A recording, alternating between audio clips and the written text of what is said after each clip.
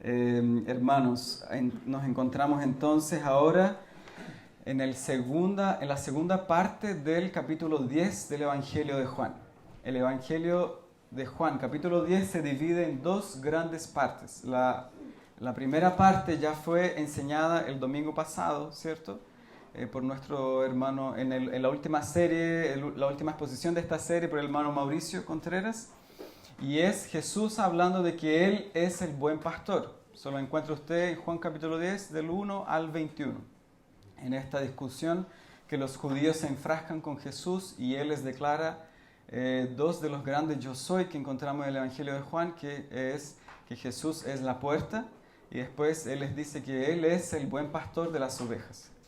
La segunda parte de este capítulo nosotros la tenemos ahora y es una discusión que nuevamente tienen los judíos con Jesús y Juan nos precisa de que eso se da durante otra fiesta que hay entre los judíos, que es la fiesta de la dedicación, y ya era invierno. ¿Cuánto tiempo pasó desde la fiesta anterior hasta la de ahora? No lo sabemos, Juan no lo precisa. En la fiesta anterior, todavía desde el capítulo 7 hasta el capítulo 10, versículo 21, nos encontramos en la fiesta de los tabernáculos. Muy bien, hermana Janet. En la fiesta de los tabernáculos habían tres grandes fiestas que los judíos celebraban en Jerusalén. Una de ellas era la de los tabernáculos, la otra era del Pentecostés y la otra era de la Pascua. Esas eran las tres grandes fiestas, pero también habían otras menores que ellos celebraban, como esta, que era la fiesta de la dedicación, que usted lo encuentra ahí cuando Juan, si usted me sigue la lectura, versículo 22, celebrabas en Jerusalén la fiesta de la dedicación, era invierno, y Jesús andaba en el templo por el pórtico de Salomón. ¿Cuál era la fiesta de la dedicación? Años antes que el Señor naciera, aproximadamente el año 160, 150 antes de Cristo, Antíoco invadió Jerusalén. Este rey de Siria, muy perverso, abominaba a los judíos, abominaba la religión judía. Él fue y acabó con muchos judíos que había en aquel entonces, y el templo, que era lo más sagrado que ellos tenían, él fue y colocó allí entonces la estatua de Júpiter o de Zeus, profanando entonces el templo de Jerusalén, lo que fue obviamente una gran guerra perdida para los judíos en aquel entonces. Sin embargo, después de un par de años se levantaron los macabeos, que ustedes deben conocer, y se revoltaron entonces contra Antíoco y acabaron con este emperador malvado, y fueron y sacaron la abominación desoladora que él había puesto en el templo de Jerusalén, y entonces santificaron nuevamente el templo para Dios y llamaron este día como el día de la dedicación. Dedicaron nuevamente el templo a Dios. Y Jesús, Juan, ustedes saben, nos revela de que Jesús particularmente utilizaba aquellos hechos que ocurrían para manifestar verdades espirituales que Él quería revelar. En la fiesta de los tabernáculos nosotros ya vimos que había una procesión con las lámparas, con luces, ¿cierto? Y Jesús luego dice, ustedes hacen esa procesión, pero yo soy la luz del mundo, yo soy la luz mayor que esa. Ellos vertían agua sobre el altar al final de la procesión, y Jesús luego se levanta y dice, pero yo soy el agua viva. Y en esta oportunidad Jesús muy probablemente utiliza esta fiesta de la dedicación, celebra nuevamente que el templo fue santificado para Dios, pero usted tiene en el verso 36 que Jesús dice, el Padre me santificó a mí y me envió a mí al mundo. Ustedes utilizan el templo, lo santifican para dedicarlo nuevamente a Dios, a hacer sacrificios, pero Dios tiene un templo mucho mayor. Él dijo, yo soy mayor que el templo. Y ahora Jesús, el Padre lo santificó a Él y lo envió al mundo para una misión que nosotros vamos a ver hoy. Seguimos entonces en nuestra lectura y vemos que Jesús, cuando camina por el pórtico de Salomón, muy probablemente una de las estructuras que sobraban del antiguo templo, le rodearon los judíos y le dijeron en el versículo 24, ¿hasta cuándo nos turbarás el alma? Si tú eres el Cristo, dínoslo abiertamente. Más literal la traducción sería, ¿hasta cuándo tú nos vas a tener en suspenso? Si tú eres el Cristo, dínoslo abiertamente. Literalmente esa porción, la última sería, si tú eres el Cristo, dilo sin rodeos. Es absolutamente casi que tragicómico estas declaraciones de los judíos, porque ¿cómo es posible que le digan a Cristo que ande sin rodeos? Si la persona que anduvo en este mundo sin rodeos fue precisamente Él. Nunca fue ambiguo en su mensaje. Jesús nunca fue indirecto con sus palabras que las personas no pudieran entenderlo. Dijo precisamente, si ustedes no se niegan a sí mismos, no toman su cruz y no me siguen, no tienen parte conmigo. El que no es conmigo, desparrama. El que no junta conmigo, desparrama. El que no es conmigo, es contra mí. ¿Qué palabras ambiguas son esas? Él dijo, yo soy. Lo vimos ayer en el discipulado. El camino.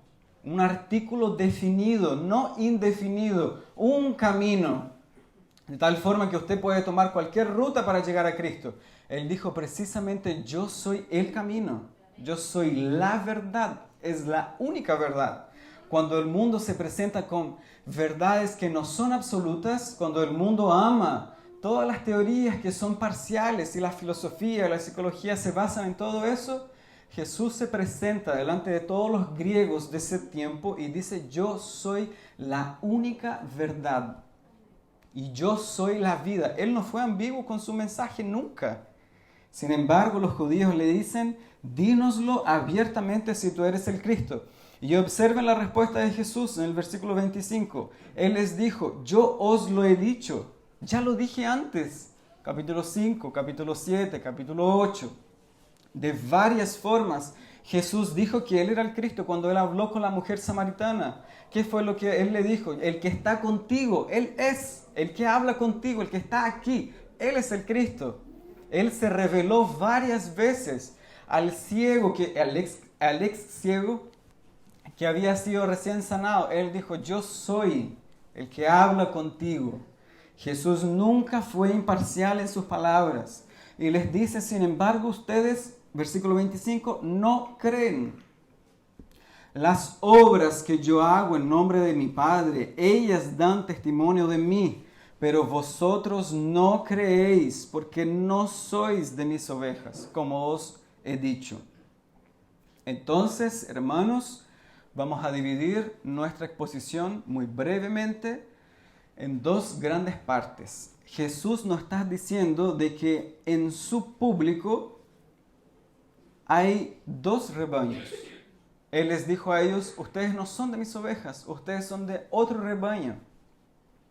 Sin embargo, luego Jesús dice, mis ovejas. Entonces, claramente hay un grupo de personas que pertenecen a una clase de rebaño y hay otro grupo de personas que pertenecen a otro rebaño. Hay solo dos rebaños durante toda la historia de la humanidad. Toda la historia redentora, la revelación de Dios progresiva, de Génesis a Apocalipsis, ustedes van a ver y van a encontrar, todos ustedes que han leído la Biblia, de que hay solamente una historia de redención. Y en esta historia de redención encontramos solamente dos grupos de personas. El Evangelio se caracteriza por esa simplicidad. Encontramos dos grupos de personas. Usted va a tener en los primeros capítulos de Génesis que habiendo sido tan grande la maldad de los hombres, sin embargo, los hijos de Set comenzaron a invocar el nombre de Dios. Abel ofreció un sacrificio agradable a Dios. Caín no. Desde el principio tenemos dos clases de personas. Personas que sirven a Dios y personas que no sirven a Dios. Toda la humanidad se reduce a dos grupos de personas. No somos neutrales. No hay una persona que pueda decir, bueno, yo no, yo sirvo a Dios, pero no sé todavía, ¿no? Yo creo que sí, pero a veces no. Visito la iglesia cristiana, en fin, yo participo, pero es mucha la carga. Jesús demanda muchas cosas y más encima Él dice que demanda mi vida. ¿Cómo puede ser eso? Yo no estoy para eso, pero me gustan los himnos, me gusta cantar, compartir con los hermanos, pero la verdad es que lo podemos dejar para más adelante. No hay un tercer grupo de personas. Jesús divide los rebaños en dos. Y Él dijo que en el día final Él va a separar las ovejas de los cabritos. Está claro eso. Durante toda la historia de redención, a lo largo de Génesis y Apocalipsis encontramos estos dos grupos de personas. Él dijo entonces que hay ciertos tipos de personas que pertenecen a otro rebaño. Veamos entonces de forma negativa y en primer lugar, ¿qué rebaño es ese? Usted ve ahí en el versículo 25 que este primer rebaño es el rebaño del diablo. Él ya les dijo anteriormente, esto no es un mensaje que uno puede decir, uy, qué mensaje fuerte, ¿cierto? Y negativo, y tanto que el diablo y esas cosas, no es para qué tanto así. Pero usted recuerda cuando nosotros ya vimos anteriormente, cuando Jesús disputó con los judíos, les dijo abiertamente, vosotros sois de vuestro padre el diablo, y las obras de vuestro padre vosotros hacéis. Y él es el mentiroso desde el principio. Entonces, imagínense qué mensaje chocante. Jesús diciéndoles a los pecadores, tal como lo enseña la palabra, de que el hombre en estado de pecado está en un estado de incredulidad. Este rebaño, estas personas incrédulas, se revela en primer lugar la incredulidad de sus corazones. Versículo 25. Jesús les dijo, ustedes no creen. El hombre en su estado de pecado natural, hombres y mujeres, niños, jóvenes, todos nacemos en estado de pecado. No queremos a Dios. Eso es lo que enseña el Evangelio en primer lugar. Tú y yo, cuando nosotros nacemos y venimos a este mundo, no queremos a Dios. Venimos en un estado de rebelión contra Dios. El hombre en su estado natural no desea a Dios. ¿Cómo es que un muerto podría desear la vida? ¿Cierto? Sería absolutamente ilógico y contra la naturaleza. Pero el hombre nace, dice la palabra, en estado de pecado, de iniquidad, de incredulidad. Y ellos no creen, dice Jesús. ¿Cuál es la razón para no creer? No son mis ovejas, versículo 26. Ustedes no son mis ovejas. Ustedes, en vez de oír mi voz, desechan mi voz. Prefirieron ellos cegar su propio entendimiento. El apóstol Pablo dice que el Dios de este siglo cegó el entendimiento de ellos, para que no les resplandezca la luz del Evangelio. Ellos no entienden el mensaje, y es más, ellos atacan a Jesús y les dice que Jesús en verdad es deshonesto, no dice las cosas honestamente. Este hombre ni siquiera dice las cosas como son, nos está puro engañando. Así es el hombre, ve a Jesús y ellos contemplan. Yo a veces me quedo perplejo con esa situación, porque cuando uno lee las Escrituras, ¿quién fue el más santo de entre los hombres que caminó en esta tierra a no ser Jesús? ¿Qué mal hizo Jesús cuando caminó en esta tierra? ¿No fue que los enfermos fueron sanados por su poder?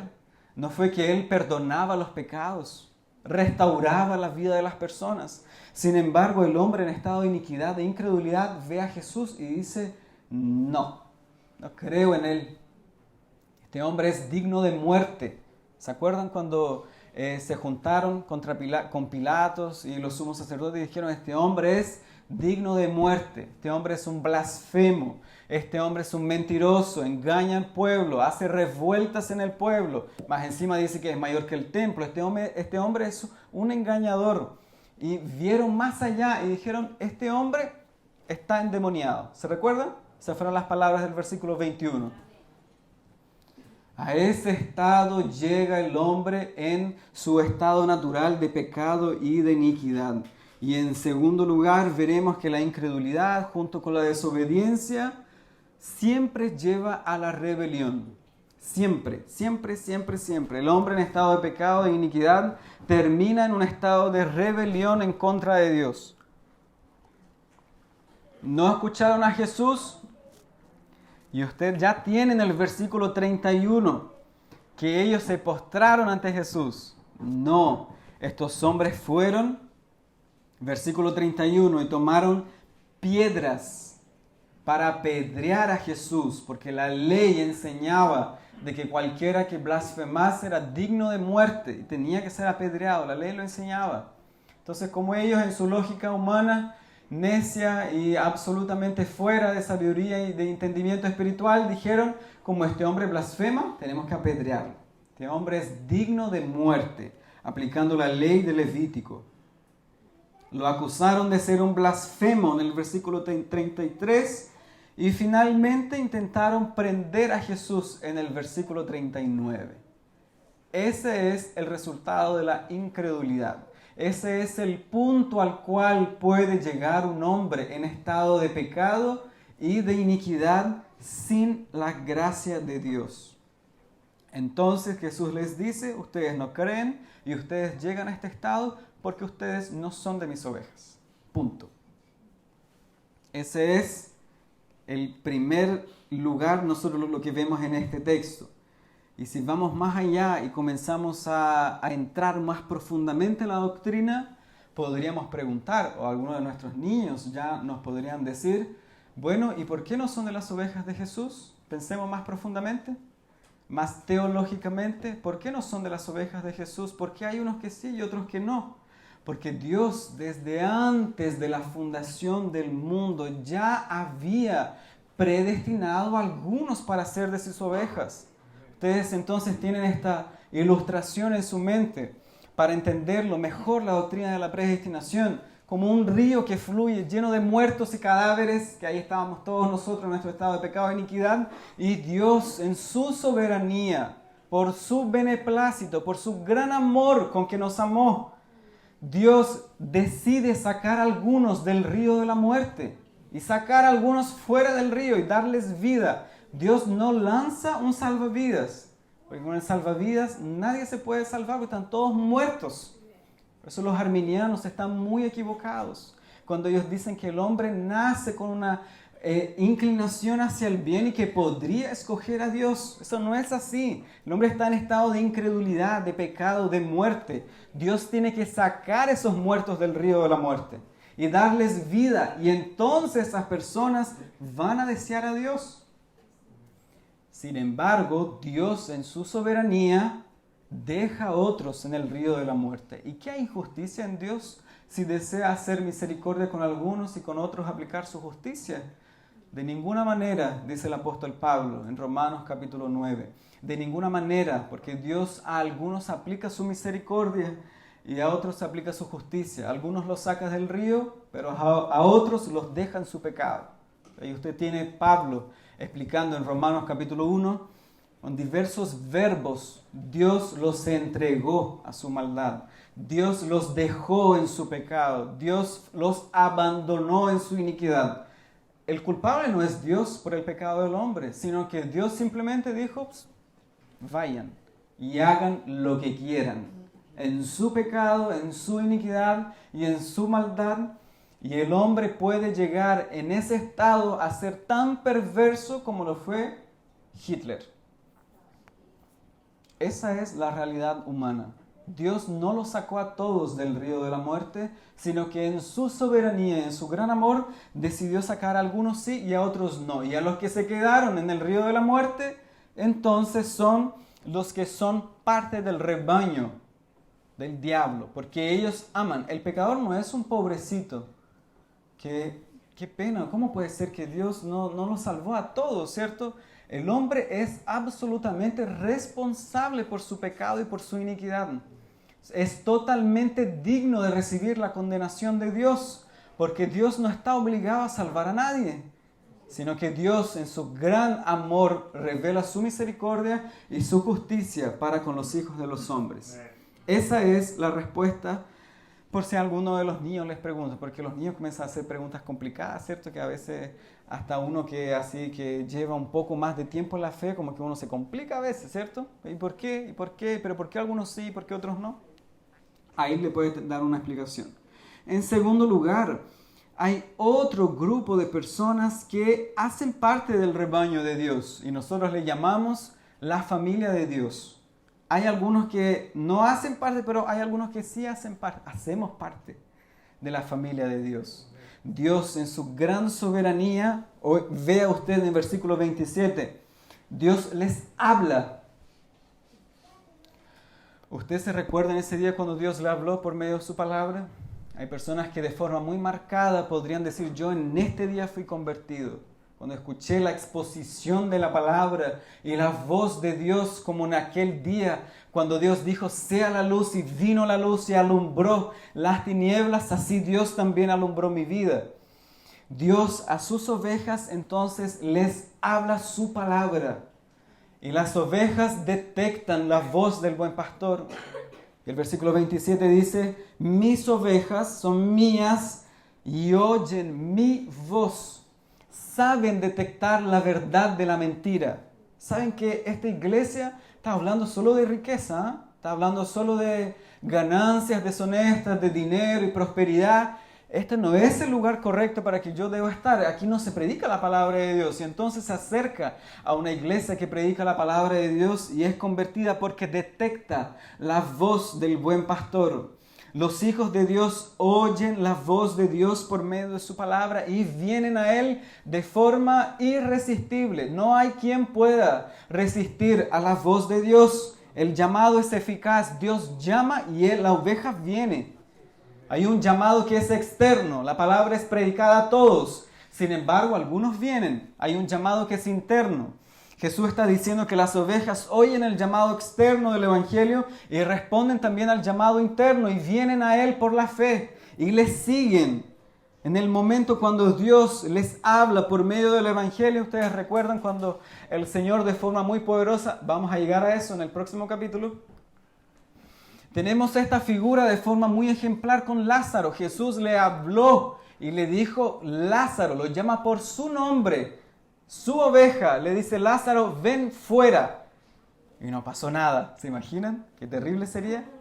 Sería catastrófico, decepcionante, en fin. Pero no fue así. Lázaro salió.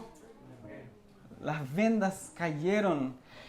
Usted piense eso como si fuera hoy. Ese cuerpo estaba en estado de putrefacción. Las bacterias estaban comiendo ese cuerpo horrible. Cuerpo sin vida, sin alma.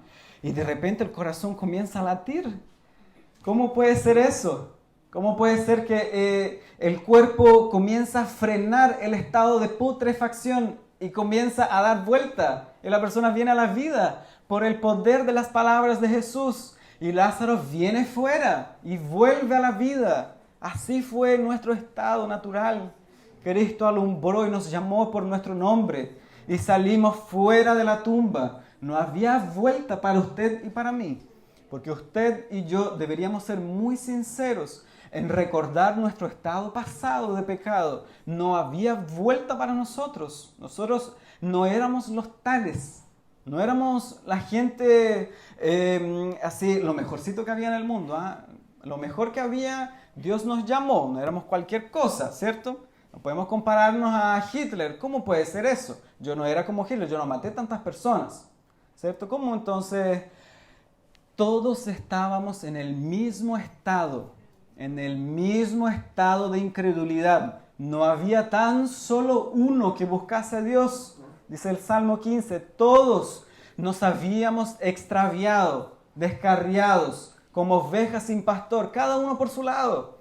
No éramos, hermanos, los tales, no éramos el grupo selecto que había en el mundo. Entonces, por eso venimos a Dios.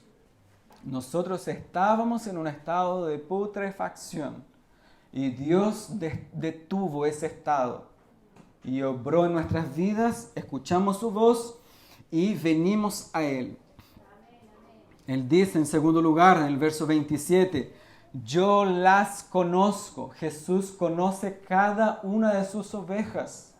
Jesús, como el buen pastor que el hermano Mauricio ya expuso, en aquella figura de aquellos días, de forma así rápida, el pastor pasaba oveja, la oveja que pasaba, el pastor la reconocía por su voz y muchos de ellos la tocaban para ver si tenía alguna pata quebrada, si había sido herida por un lobo y él no se había dado cuenta, las conocía por la forma que tenían, etc. Asimismo, el buen pastor nos conoce cada una de nuestras heridas, cada herida que hay en el alma, cada herida que hay en el corazón del cristiano desde antes de la fundación del mundo. Él ya nos conocía de antemano. conforme a su decreto eterno, conocía a cada uno de nosotros por nombre. Nos amó antes que nosotros hubiésemos nacido, antes que el apóstol Pablo se tornase apóstol Pablo y aún era Saulo de Tarso. Dios había amado a Saulo de Tarso desde antes de la fundación del mundo. Antes de que Pablo creyera, Dios ya lo amaba primero, antes que nosotros le amáramos. Él conoce cada una de sus ovejas y Él decidió amarnos. Una tremenda realidad para todo pecador, de que Dios escoja amarnos por su libre y espontánea voluntad, no por algo que Él haya visto en nosotros. No porque Él dijo, este va a creer, va a tener fe, entonces yo lo escojo. Primero viene la elección, después viene la fe. Primero Dios obra en el corazón, después el pecador cree, porque no podría ser de otra fórmula. Él nos conoció, Él sabía nuestra vida, conocía nuestros pasos, conocía nuestro andar y aún así nos amó, porque nos conoció desde antes de la fundación del mundo. Porque Cristo, dice Pablo, cuando aún éramos débiles, a su tiempo murió por los impíos. Y en tercer lugar, una de las verdades fundamentales para que un cristiano pueda vivir una vida de alegría y de gozo en el Espíritu. Observe el verso 28, yo les doy vida eterna. El cristiano es una persona que tiene vida eterna, esperanza de vida eterna. Y no es una esperanza que uno diga, voy a disfrutar de esa bendición en el otro lado de la gloria. Esa es una esperanza que se disfruta aquí y ya, desde este lado de la gloria. El cristiano ya puede tener un anticipo del gozo y la alegría que Dios puede dar a una persona que es salva. El Señor prometió, yo les doy ahora, ya, desde que creen, vida eterna. Y no perecerán jamás, ni nadie las arrebatará de mi mano. ¿Cómo entonces podríamos enseñar que la salvación se pierde? Si la Escritura es tan clara en afirmar de que aquel que está en las manos de Jesús jamás se perderá, nunca. Yo sé que en esta iglesia esto se ha predicado por muchos años. Es una de nuestras enseñanzas de la doctrina cristiana, la perseverancia o la preservación de los cristianos. Pero yo creo que me sacarían del púlpito si yo estuviese en una iglesia pentecostal, porque no todos creen esta doctrina. Las personas dicen, no puede ser eso, o sea, como una vez salvo, siempre salvo, puedo hacer lo que yo quiera, ¿cierto? Total, no voy a perder la salvación. Eso es lo que enseñan los calvinistas que no conocen a Dios y viven enseñando la vida, el libertinaje. Sin embargo, yo sé que para ustedes ya saben y conocen esa realidad de que la palabra enseña lo contrario. La palabra de Dios enseña en el versículo 28 y en tantos otros versículos de la palabra de Dios que aquella oveja que está en las manos de Jesús, no va a venir ningún lobo a acabar con su vida. No es posible eso, no hay posibilidad. No hay posibilidad, no hay una alternativa de que de repente entre un lobo y acabe con la vida de la oveja. Este es el escenario. Nunca quítenlo de mente, el pastor, las ovejas, el redil, los lobos, en fin. No hay tribulación que les sobrevenga, que acabe con alguna de ellas y finalmente una de ellas se pueda descarriar. No hay la mera posibilidad de que un cristiano que crea en el nombre del Hijo de Dios se pierda. No hay. La palabra de Dios no lo enseña. Por el contrario, nos dice de que estamos absolutamente seguros en las manos de Dios y nadie nos puede arrebatar de las manos de Jesús. Él lo enseña en su palabra. Estamos dentro del arca, dice Spurgeon, dentro del arca una vez y para siempre. Nada ni nadie nos podrá arrebatar de las manos de Jesús. Nada ni nadie. La puerta se cerró. Ya no va a venir el ladrón por la noche a robar mi alma. Y de repente yo voy a estar en el mundo. Eso no es así. Podemos descansar y podemos confiar en las palabras de Jesús, que estamos en sus manos y somos de Él para siempre. Ya nadie nos puede arrebatar de su mano. Esa es una promesa segura y es una promesa fiel, porque Jesús dice en el versículo 29, si usted me acompaña, mi Padre que me las dio. Ese es el argumento para su tesis de que nosotros nos vamos a ser arrebatados de su mano. Mi Padre me las dio. Mi Padre es mayor que todos y nadie las puede arrebatar de la mano de mi Padre. Estamos seguros entonces en los brazos de Dios. No hay otra verdad más consoladora para un cristiano que saber eso. Cuando estamos llenos de dudas, rodeados de debilidad, usted sabe, ¿cierto?, lo que es eso. Yo lo sé por la palabra que los cristianos pasamos por eso. Momentos de debilidad, de angustia, de aflicción, de problemas, rodeado, parece que es un túnel, que no hay luz al final del túnel, no piso tierra.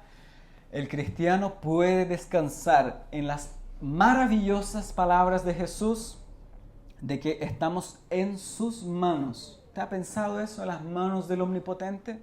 Por eso podemos descansar, por eso podemos dormir seguros. Por eso el cristiano es una persona que duerme y descansa, ¿cierto? No es como el pastor Miguel dijo, me acosté, sino que me acosté y descansé. Porque estoy en las manos de Dios. Ese pago que Cristo realizó en la cruz fue demasiado elevado para que un diablo cualquiera nos pueda arrebatar. Fue demasiado elevado el precio pagado en la cruz y fue un pago seguro y fue un pago eficaz. Bueno, los judíos dijeron, ¿de qué sirve estar en las manos de Cristo si Él es hombre meramente? ¿De qué sirve estar en las manos de Él? Es un mero hombre, con seguridad entonces estas ovejas se van a perder. Esa es la lógica que hay en el texto que nosotros estamos tratando. Entonces, ¿cuál es la respuesta de Jesús? Bueno, nada más ni nada menos que su divinidad. En último lugar, Jesús dice, yo y el Padre uno somos. Ahí, dando un martillazo en la cabeza de los judíos. No pudieron, con eso ya si lo anterior lo querían apedrear, ahora con más razón. Porque Jesús dice, mis ovejas están en mi mano. Y no se van a arrebatar porque yo no soy un mero hombre, yo soy uno con el Padre. Jesús eleva el discurso que Él ya venía trayendo y nos habla en palabras teológicas mucho mayores, porque Jesús no es un mero hombre. Jesús dice, yo soy uno con el Padre y yo uno somos. Muchas buenas obras yo he mostrado a mi Padre. Luego Él sigue diciendo, observe la lógica de su mensaje. Desde el versículo 30, Jesús mostrando su divinidad en 3 puntos principales. En primer lugar, su naturaleza, sus obras y su palabra. En primer lugar, por su naturaleza. Jesús afirma su divinidad por su naturaleza. En el versículo 30, yo y el Padre uno somos. O sea, Jesús es uno con Dios. Esa es la conclusión que podemos llegar. Él es Dios, Él hace parte de la divinidad. Yo soy uno con el Padre, no uno en el Padre, porque no hay fusión en las personas de la Trinidad. No hay una mezcla, una no se funde con la otra, sino que yo soy uno, yo y el Padre uno somos en unidad, en esencia.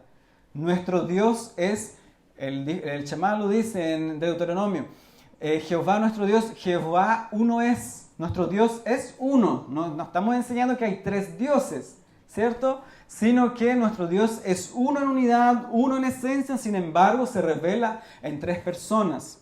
Hay 3 personas en un solo Dios y Jesús aquí se coloca en ese nivel. Yo y el Padre somos uno. Igual en gloria, igual en poder, igual en majestad. Ellos entendieron las palabras a qué se hacía referencia a Jesús, porque en el versículo 33 les dice, tú siendo hombre te haces igual a Dios. Ellos entendieron que al Jesús decir, yo y el Padre uno somos, entonces Jesús estaba diciendo en otras palabras de que Jesús era Dios. Y por eso sus ovejas pueden descansar en sus manos, porque no es un mero hombre. Es la propia segunda persona de la Trinidad, es el propio Dios entre los hombres. En el versículo 32, como si eso no fuera suficiente. Bueno, créanme entonces, dicen Jesús, por las buenas obras que yo os he hecho. Ayer lo vimos también. ¿Cuáles son las razones que podríamos dar para decir que Jesús es Dios? Bueno, por su propia naturaleza, por sus obras, porque Jesús ha hecho muchos milagros. Hasta este capítulo de Juan ya se han hecho diversos milagros para confirmar el mensaje que él llevaba, porque los señales y los milagros en este tiempo era para confirmar el mensaje, y el mensaje ya fue confirmado. Entonces él les dice, si no me creen por mi naturaleza, créanme por mis obras. Muchos milagros yo he hecho, pero ustedes siguen sin creer. Y en tercer lugar, observen este argumento que Jesús utiliza utilizando la propia palabra y la ley de los judíos. Como que uno lee este texto, yo cuando lo leí por primera vez, hace años atrás, yo no entendía el texto porque me acuerdo que se preguntó una vez en un estudio que hubo en Cornell qué quería decir esto. Yo no entendía nada, no sabía cómo explicar este texto. Sin embargo, estudiando en su contexto podemos entenderlo, porque nosotros pensamos decir, hay hombres que son dioses, ¿cómo es la cosa? Sin embargo, Jesús dice, no está escrito en vuestra ley, en el Salmo, precisamente los Salmos 82, versículo 6. Yo dije, dioses sois. Bueno, si se le llamó dioses a aquellos a quienes vino la palabra de Dios, y la palabra no puede ser quebrantada, al que el Padre santificó y envió al mundo, vosotros decís, tú blasfemas, porque yo dije que soy hijo de Dios. El Salmo 82, versículo 6 dice, vosotros sois dioses. Lo dice el Salmo. En el contexto del Salmo 82, si nosotros lo podemos analizar, usted lo puede ver en su casa, hay una reunión de jueces. A los jueces que se representaban en la tierra como aquellos que traían la voluntad de Dios y juzgaban conforme la voluntad de Dios, se les utiliza esta palabra en hebreo, Elohim, dioses. Porque ellos traían la revelación de Dios. Ellos eran la justicia de Dios en la tierra, eran ellos, por tanto se les utiliza Elohim. Ustedes son dioses en ese peculiar sentido, no que tenían algún sentido de divinidad, sino representación de la voluntad de Dios en la tierra. Entonces Jesús dice, por ese salmo ustedes no dicen nada y hace parte de su ley a personas que se les llamó de dioses y a mí que soy el propio Hijo de Dios me quieren apedrear porque yo soy el verdadero Dios. Esa es una pregunta incontestable. Jesús era el Hijo de Dios y lo quieren apedrear. Sin embargo, la ley que tanto elevaban y que tanto amaban llamaba a ciertos hombres como dioses y ellos no dicen nada. ¡Qué contradicción de términos! Sin embargo, ellos terminaron esta triste escena, en versículo 39, procurando otra vez prender a Jesús, porque este hombre es un blasfemo. Este hombre miente, este hombre es digno de muerte. Si usted logra entender a lo largo de todo el discurso de Jesús, simplemente no quieren creer. Decidieron no creer a las palabras de Jesús. Utilizó la palabra, utilizó obras, hizo milagros delante de ellos, sanó a ciegos, cosas que nunca se habían visto en Israel, que una persona ciega tuviese visión. Eso nunca se había visto en Israel. Sin embargo, los hombres decidieron no creer. No le creo a Jesús. Y tomaron piedras y ahora van un poco más y decidieron prenderle. Y de una forma casi que milagrosa, el versículo 39 dice que Jesús se escapó de sus manos, se retiró al otro lado de Jerusalén y comenzó nuevamente a predicar la palabra. Jesús se retiró de aquel lugar. No hay nada más terrible que Jesús se retire de este lugar. No hay nada más terrible que eso. Eso le ocurrió a los de Gadara, ¿se acuerdan? Jesús les predicó y ellos vinieron, tomaron consejo, le dijeron, ¿sabes qué? Mejor retírate de este lugar. Los hombres cavando su propia tumba. Y vinieron otros y dijeron, Juan no hizo ninguna señal. Juan no hizo ningún milagro. Sin embargo, todo lo que Juan dijo de este hombre es verdad. Y muchos creyeron en él, muchos creyeron en su nombre. Hermanos, hay dos grandes preguntas. ¿De qué rebaño usted y yo hacemos parte? No hay escapatoria en este día. Todo este público que está aquí, nosotros sabemos, siempre lo decimos, nuestro público se divide en dos tipos de personas. Que hay gente que está aquí, pero está con el corazón en Egipto. No tiene idea de lo que están hablando.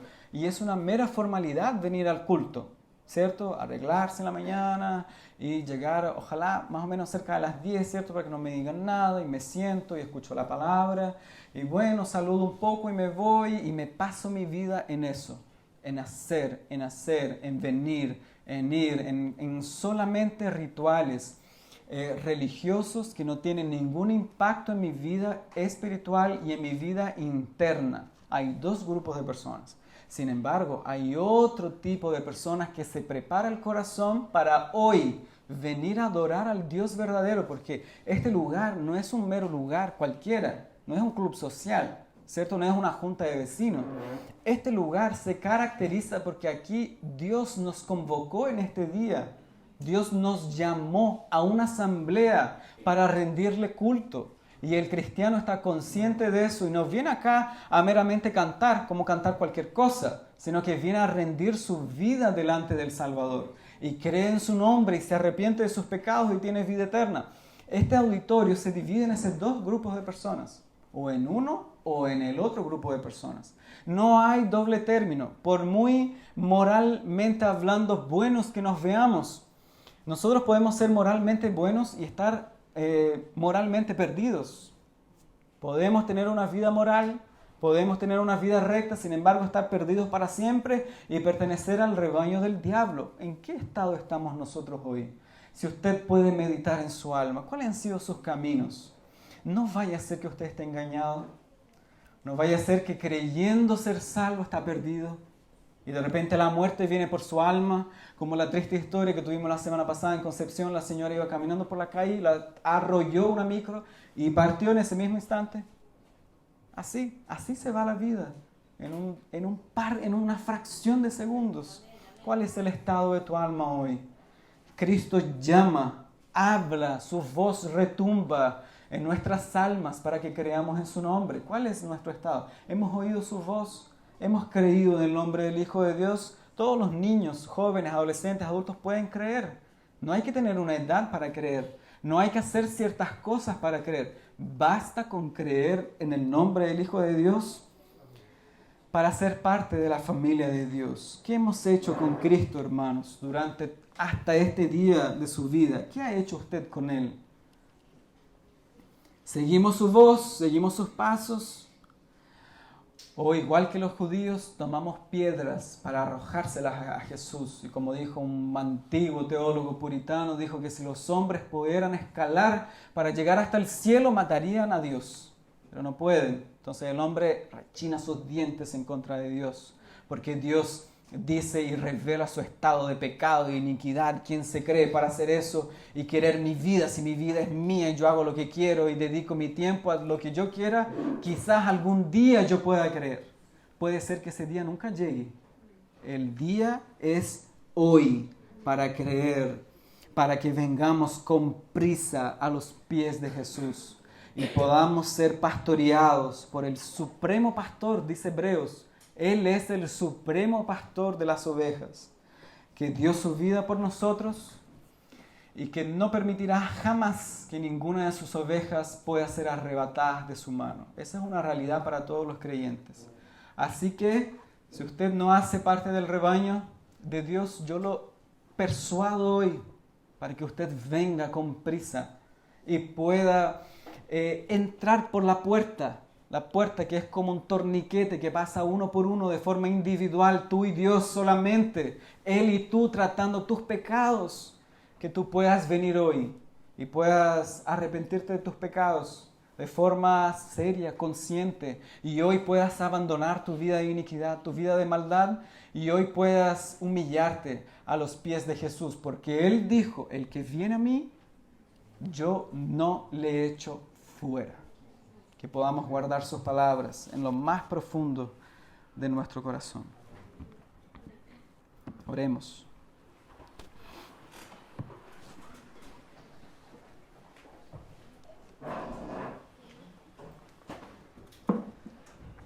Señor amado, damos profundas gracias en este día por la gran misericordia con que el Señor nos visitó desde lo alto, porque nosotros estábamos muertos en delitos y pecados, muertos en estado de iniquidad, de pecado, huyendo de ti.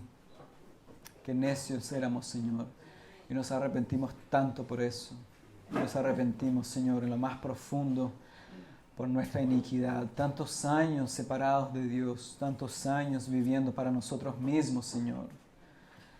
Qué necios éramos, sin esperanza y sin Dios en el mundo, viviendo para nuestros deseos egoístas, viviendo para nuestra propia iniquidad, nuestra maldad, sirviendo a nuestro padre, ex padre, el diablo en aquel entonces, hasta que la luz del Evangelio resplandeció en nuestros corazones. Gracias, Señor, gracias te damos por habernos aceptado, Señor, en tu rebaño. Nosotros no te aceptamos a ti, nunca te hemos aceptado, no podríamos hacerlo, porque estábamos muertos. Dios nos aceptó, Dios nos incluyó en su familia, Dios vino a nuestro encuentro.